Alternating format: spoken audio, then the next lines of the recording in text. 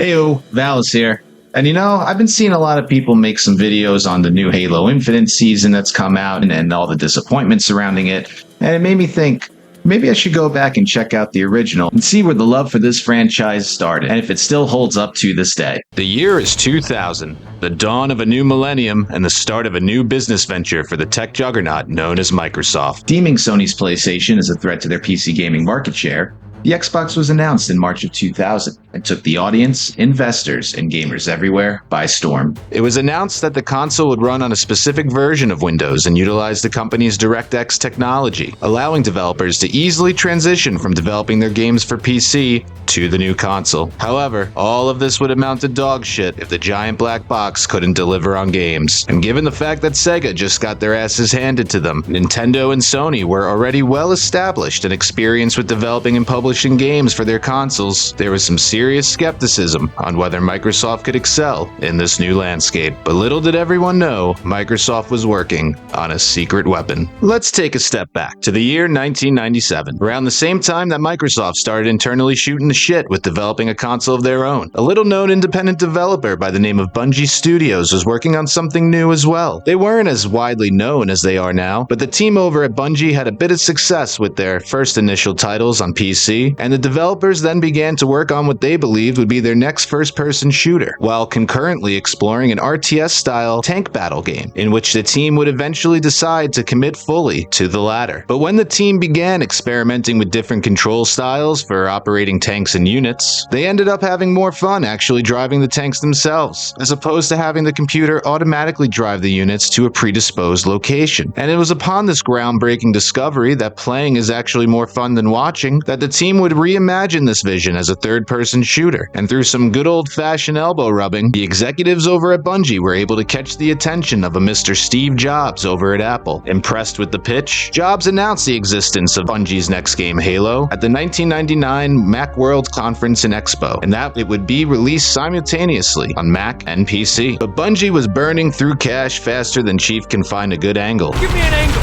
And it ended up having to sell their publishing rights to Take-Two Interactive that same year to stay above water. So all of this brings us back to March of 2000 and Microsoft's announcement of the Xbox. Bungie needed an out and Microsoft needed a killer app for their new console. Microsoft bit at the opportunity after this incredible pitch from Bungie. Plus, you scratch our backs, we'll scratch yours. Well, Jules, the funny thing about my back is that it's located on my Cortana. And in June of 2000, it was announced that Halo would be releasing as an Xbox exclusive launch title. It was during this time that the team decided to change the direction of the project and make it a first-person shooter. Since Xbox was a brand new console, the team had to develop these mechanics solely for that system. While this process was a bit simplified given the fact that the Xbox was the closest console at the time akin to a PC, that didn't change the fact that it was the first major first-person shooter game developed specifically for a console launch title, and the development team had to work to design a game that was fun and intuitive to play using a gamepad rather than a keyboard and mouse. But the team of incredibly talented artists, programmers, designers, and audio engineers worked tirelessly to create the game's unique look and feel, and on November 15th, 2001, Halo Combat Evolved was released as a launch title for Microsoft's first home gaming console. It was a critical and commercial success and is widely regarded as one of the greatest video games of all time. The game's initial rush helped establish the Xbox as a major player in the gaming industry, and it laid the foundation for a successful franchise that has since grown to include multiple sequels, spin-off games, books, and merchandise. Oh, that sweet, sweet merchandise. But what made Halo Combat Evolved so special at the time? Well, Halo Combat Evolved features a wide range of gameplay elements, including combat, vehicle usage, cooperative multiplayer, and advanced AI, all of which combine to create a rich and engaging experience for the player. This experience revolves around the player taking on the role of Master Chief, highly advanced super soldier, as he battles against a group of alien invaders known as the Covenant. It might all sound quite complicated, but it really just boils down to three words: curiosity, intensity, and excitement. The story is divided into a series of missions, nothing groundbreaking here, and each of which is set in a different location and has its own set of objectives. Alright, we've seen this before. But one of the key elements of Halo's gameplay that set it apart from the others was its emphasis on combat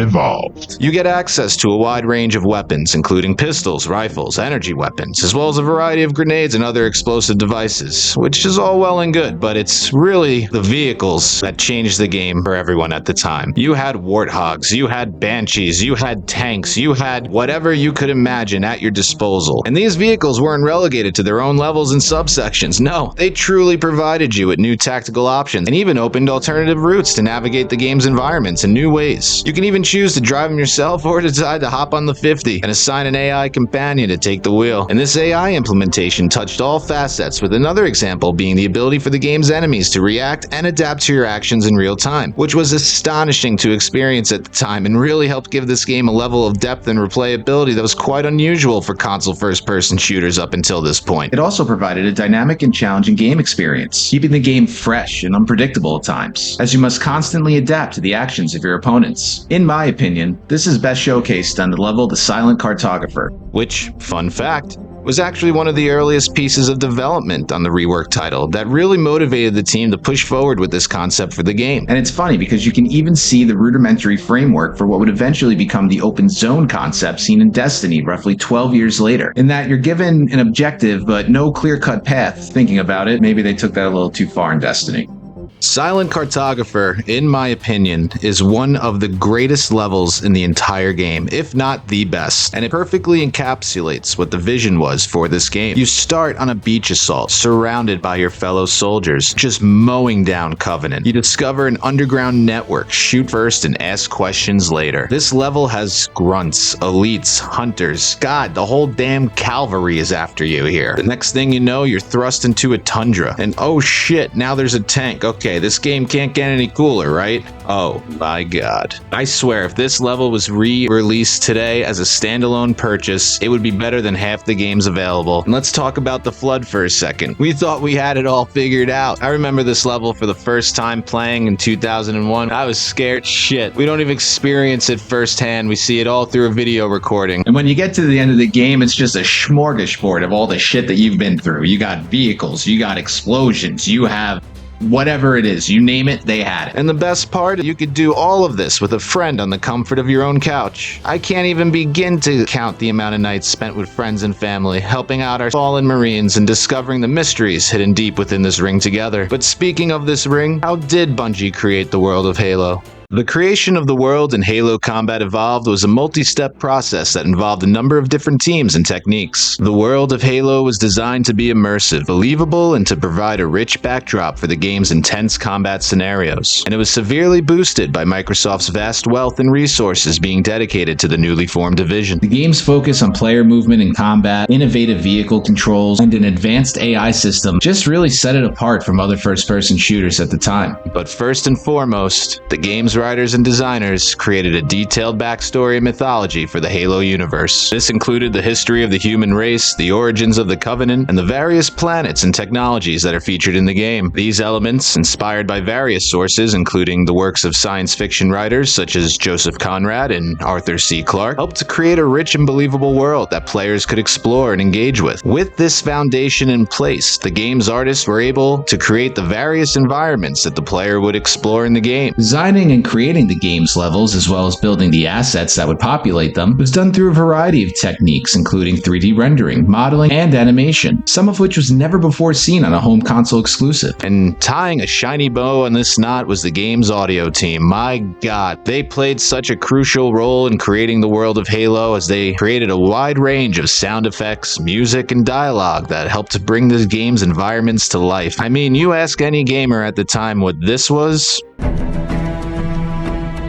and they tell you it was Halo. Bungie developed the gameplay mechanics specifically for the Xbox and utilized the platform's powerful hardware, which included faster processing power and DirectX integration, to combine all these elements into a rich and immersive world where the environment is Earth-like to the point of familiarity, but slightly different to seem alien and evoke the feeling that you don't quite belong here. The development from here wasn't all sunshine and rainbows from Bungie, as the team did have an uphill battle to climb in order to reach the eventual peak. As mentioned earlier, Microsoft didn't acquire the publishing rights until 2000, which gave Bungie little time to turn around the reworked product. It meant that visions for the grand product needed to be compartmentalized, hence why the Silent Cartographer feels so out of place when comparing it to its surrounding levels. It's a lot easier and cost-effective to reuse levels and assets to flesh out the game around these major set pieces that they had in place at the time. Players did take notice of this, with some complaining how the game's later levels feel too similar and linear compared to the previous ones, which does create a bit of a jarring effect when experiencing it firsthand all these years later. But how did the world react to Halo? Did this investment pay off? I don't need to explain in great detail as to what happened next, but when the game dropped, it was an instant success, receiving widespread critical acclaim and putting Microsoft's Xbox and Bungie Studios on the map. Critics lauded the game's graphics and audio design, which were ahead of their time and quite frankly still hold up to this day. I mean, how the hell does a game from 2001 look 10 times more stunning than a modern day remaster? Well, I'll tell ya, that's art direction, baby. And it doesn't matter how advanced or shiny your new graphics engine is if your art is pure dog shit. But let's get down to brass tacks. In terms of sales, Halo Combat Evolved smashed expectations, selling millions of copies and becoming one of the best-selling games of 2001. The game's success helped to establish Xbox as a major player in the gaming industry and helped establish Bungie Studios as one of the leading game developers in the world and launched the Halo franchise that is still alive and struggling over 20 years later to this very day. Well, that's all I got for today.